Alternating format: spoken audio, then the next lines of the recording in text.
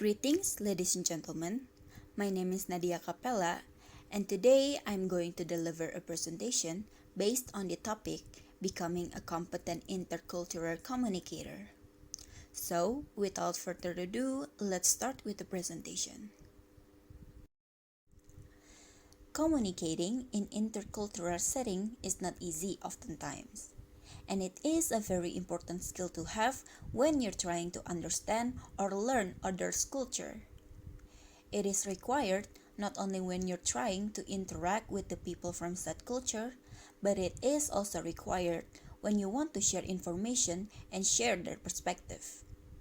With that being said, how do you become a competent intercultural communicator?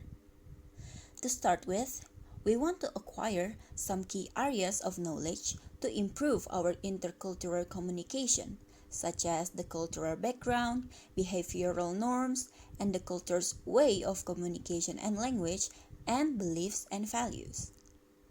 These key areas of knowledge will benefit you in the long term, and you can apply them when you're trying to communicating across culture.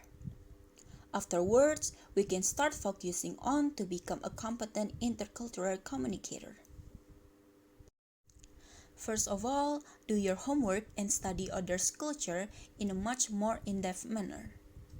To do this, you can ask your friends or co-workers whose background is from the said culture.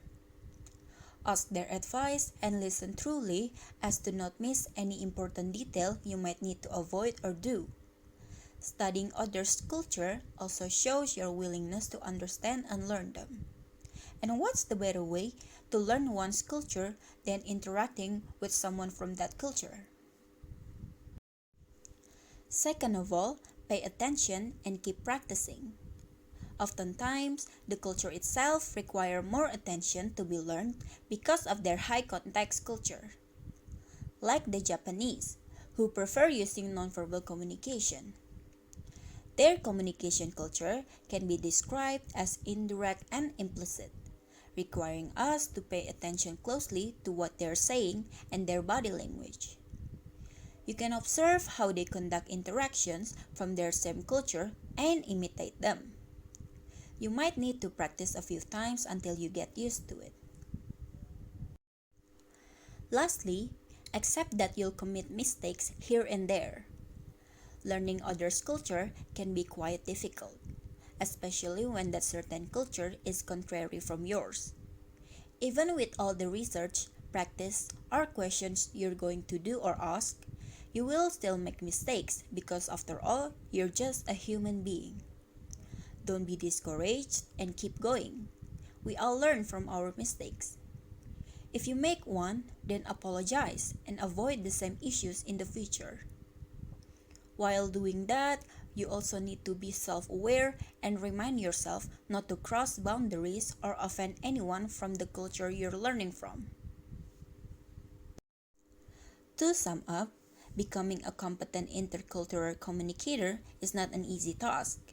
And doing that, you have to acquire some key areas of knowledge, such as learning the cultural background, behavioral norms, and the culture's way of communication and language, and beliefs and values. To become an intercultural communicator, you'll also have to do your homework and study the culture in a much more in-depth manner.